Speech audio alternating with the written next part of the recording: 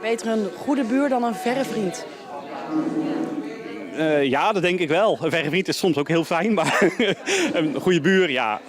Zeker op zijn dorp, waar toch wel het een en het ander gebeurt. Misschien aan criminaliteit, inbraken.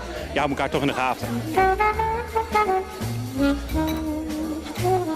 Met wie zit u aan tafel? Ik zit hier met mijn vrouw aan tafel. Maar wij komen ieder jaar natuurlijk met Burendag morgens eten. En dit zijn vrienden van ons en, en verder dorpsgenoten. Dus de eerste keer dat ik hier naar Burendag ga. Ik vind het hartstikke leuk en gezellig. En je ziet mensen die je anders gewoon nooit ziet. En daar kun je dan even een praatje mee maken. Die kent u wel, maar u ziet ze gewoon nooit? Ik ken ze wel, maar ik zie weinig mensen. Ik kom heel weinig op het dorp. En dat ligt gewoon aan mezelf natuurlijk. Dat ligt niet aan het dorp zelf.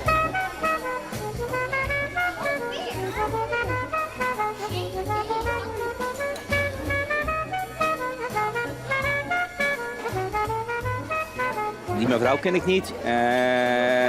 Die allemaal wel, die allemaal wel, die allemaal wel, die allemaal wel. De meeste ken ik dus. En nieuwe gezichten, die hier aan de tafel, die kende ik ook niet. Nou ja, dan weet ik gewoon waar ze wonen en hoe ze heten weet ik dan nog niet, maar het maakt ook niet uit. Maar dan heb je toch het idee dat je elkaar leert kennen zo. Wij wonen sinds een maand nu in Drijschoor. En waarom de Burendag? Nou, ik zag het op Facebook voorbij komen en ik denk, dat vind ik wel een heel erg leuk initiatief. Gewoon om eens te kijken van wie woont er nog meer in mijn dorp. En gewoon nieuwsgierig eigenlijk.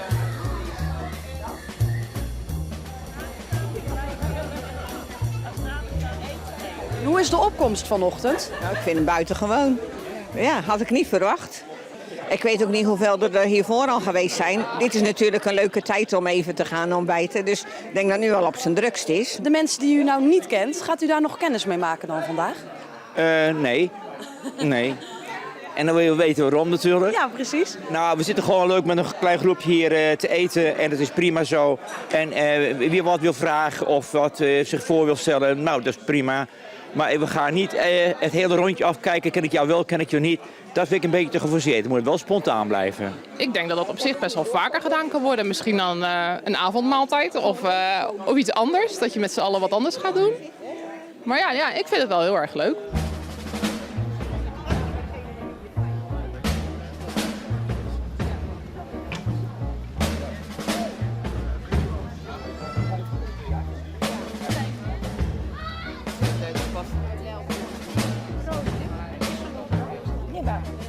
Wat betekent Burendag voor u? Nou, heel erg gezellig dat we samen zijn. En dat is ook om de mensen bij elkaar te krijgen. Want we zijn allemaal eenzaam. En dit is echt een leuke, dit is heel erg leuk. Ik heb al verschillende mensen gesproken die anders alleen maar voorbij loopt, ja, inderdaad. Nou, geniet nog even van de massage. Dankjewel, hè. Heeft u ook hier nieuwe gezichten gezien vandaag? Ja hoor, en daar maken we ook een praatje mee.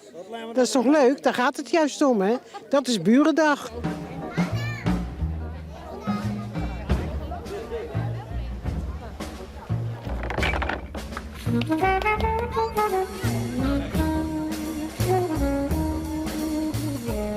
Wat leuk, een band uit de buurt. Ja, dat klopt. Mijn vader speelt erin mee. Dus heel leuk. Daar in dat café aan de haven, daar zijn de mensen en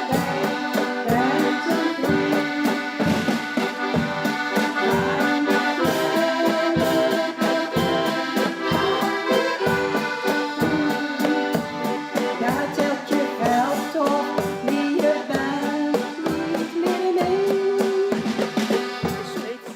€1. Wie biedt meer dan €1? €2. Wie biedt meer dan €2? Dat is een rijke, hoor. Wie biedt meer dan €2? Niemand. Eenmaal, allemaal. Voor die meneer €2. We doen het nu al verschillende jaren, maar de opkomst is nooit groot. Nee, dat is jammer. Ja, heel jammer. Het was gezellig. De toeloop had nog wat meer gemogen, maar toch veel buren die gezellig een kopje koffie zijn komen drinken. Kinderen die wat gedaan hebben. Ze hebben meegedaan aan een soepwedstrijd en een appeltaartwedstrijd. Dus kortom een hele gezellige dag.